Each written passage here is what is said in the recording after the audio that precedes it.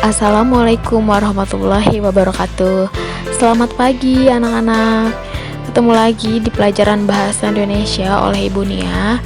Hari ini kita akan membahas mengenai fabel. Nah, sebelum kita mulai belajar, alangkah baiknya kita berdoa dulu. Berdoa dimulai. Berdoa selesai. Jangan lupa ya, siapkan buku catatan dan buku tugasnya. Semua materinya dicatat. Selamat menyimak. Ada yang pernah mendengar cerita fabel? Nah, fabel ini sama seperti cerita fantasi, yaitu sama-sama termasuk ke dalam teks narasi. Semua cerita ini merupakan jenis teks narasi. Apa sih teks narasi itu? Teks narasi ini mencakup semua jenis tulisan atau lisan yang mengandung unsur cerita. Hampir setiap hari kita terlibat dengan cerita. Berbincang dengan teman sambil menceritakan sesuatu adalah kegiatan bercerita, atau membaca atau menonton cerita tentang jagoan superhero adalah kegiatan menikmati cerita. Nah, semua itu termasuk ke dalam jenis teks narasi. Apa sih arti dari fabel itu sendiri? Nah, fabel ini kalau secara etimologis berasal dari bahasa Latin, yaitu fabulat. Sedangkan menurut Kamus Besar Bahasa Indonesia, fabel ini adalah cerita yang menggambarkan watak dan budi manusia yang pelakunya diperankan oleh binatang.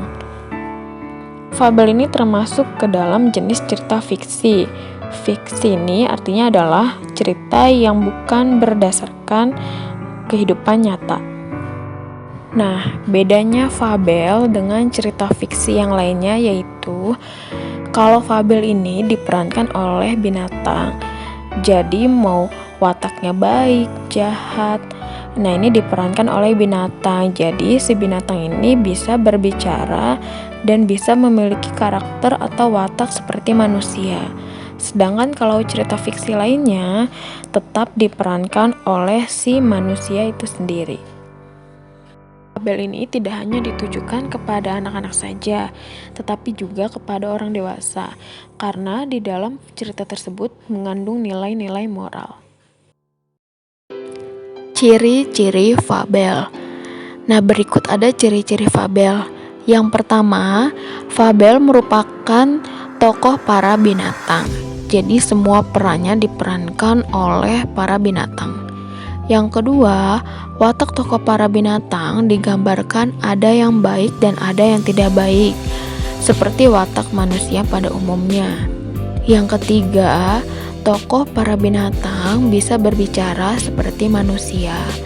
Yang keempat, alur ceritanya menunjukkan kejadian sebab akibat yang diurutkan dari awal sampai akhir cerita.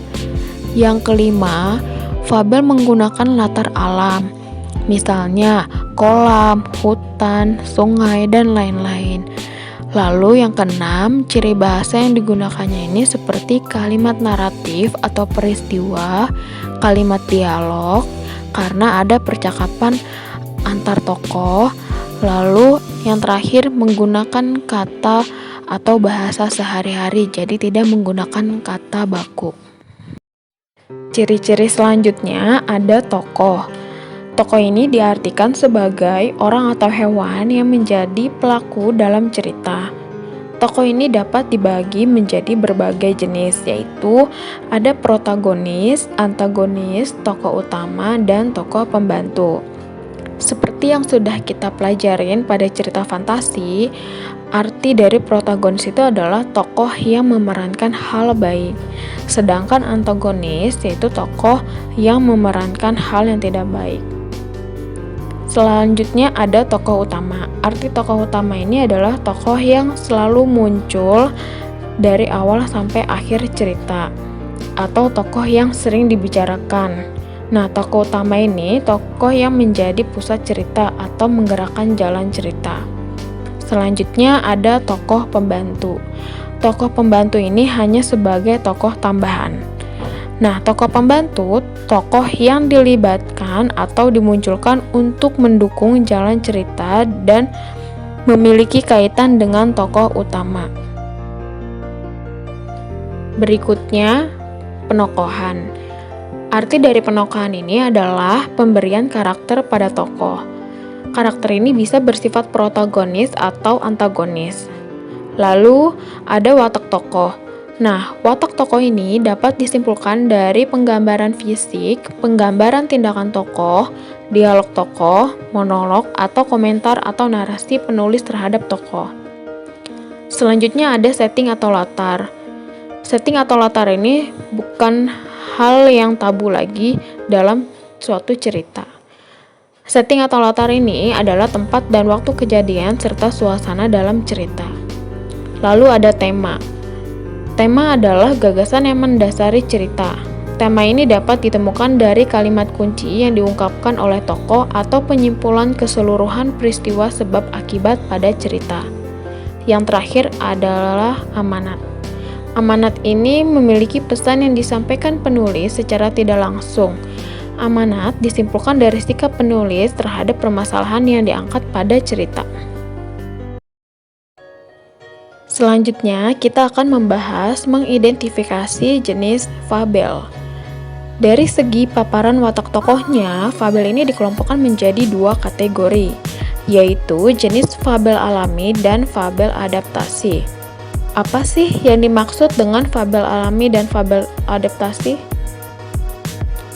Arti dari fabel alami yaitu menggunakan watak tokoh binatang seperti pada kondisi alam nyata.